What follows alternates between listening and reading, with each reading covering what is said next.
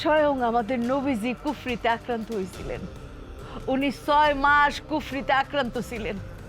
ওনাকে আক্রান্ত করছিলেন লাবিদ বিন আসাম। তখন সূরা ফালাক আর নাস নাজিল হয়। একটাবার যদি বুঝতা, একটাবার যদি কইতা, কুফরি চিকিৎসা তো খুব সহজ। আরে আমরা মুসলমান না?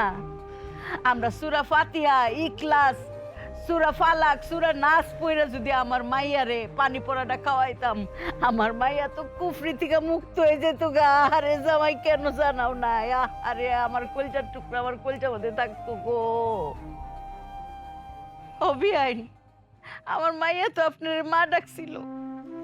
আপনি কি আমার মেয়েটারে সন্তানের চোখে দেখেন নাই? হ্যাঁ, তারে যে কুফরি করে হয়েছে বিআইন, আপনার কি নজরে পড়ে নাই?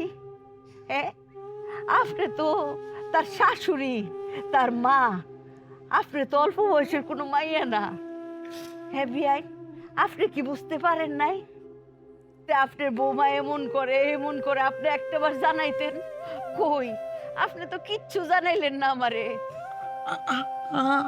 আমি জামাই অম্মা ডাকতেছো, অম্মা ডাকতেছো। আমার মায়ের শেষ করে দিছ, আমার মায়ের শেষ করে দিছ, শেষ করে দিছ। আমার মায়ের কোন করছিস তুই? মারেন, আবার আরো মারেন। কেন আমি বুঝলাম না,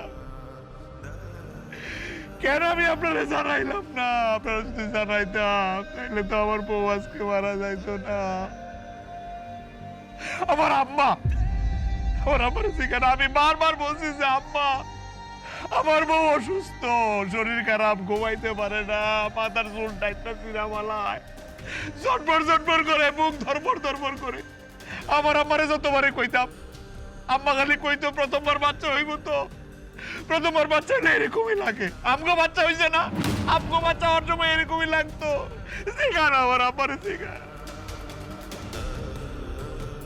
বিয়াই, গর্ভবতী হইলে কি এরকম হয়? মাথার চুল একটা জায়গা।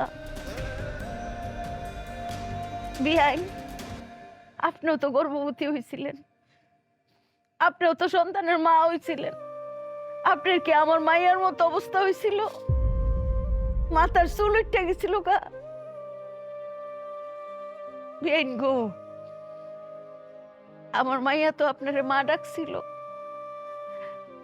আপনি কি আমার মাইয়ারে নিজের সন্তানের মতো দেখেন নাই বিয়াইন? আমার মাইয়াটার যে অবস্থা, আপনি কি আপনার ছেলের বোর দিকে একটাবার ভালোভাবে চান নাই?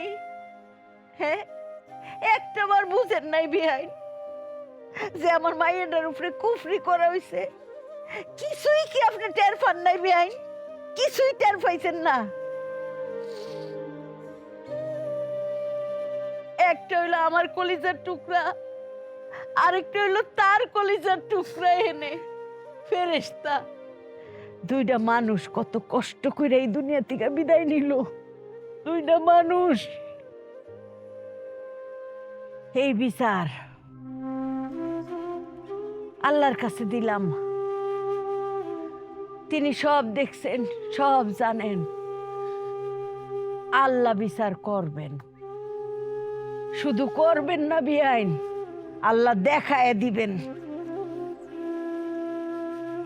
সবাই দেখতে পারবে